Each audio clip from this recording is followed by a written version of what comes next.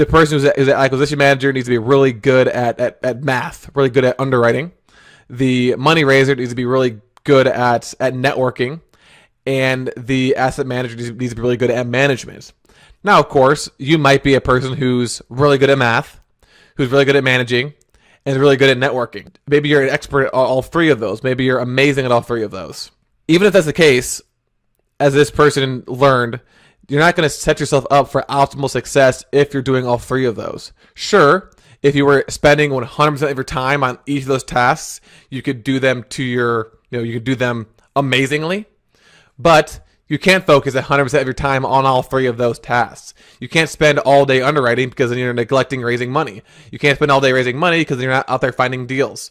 You can't just be finding deals because you're not asset managing your current deals. So even if you are amazing at all of these things, you're still going to want to find a partner, or at the very least find people to work with you as employees that can cover some of these duties so that you can focus on the one or two things that you are, completely phenomenal at, the things that you are amazing at doing, that you enjoy, and that's quite frankly enjoy doing the most. So this investor decided to partner up with someone who had these underwriting skills as well as other skills on the second deal.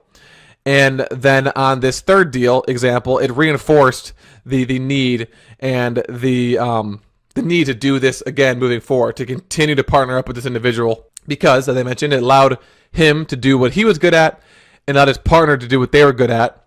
Even though they could both do each other's roles, they decided to split them based off of who was better at which one, who was the expert at which one, and they were able to do a much better job by focusing on one thing and another thing than one person focusing on both things at the same time.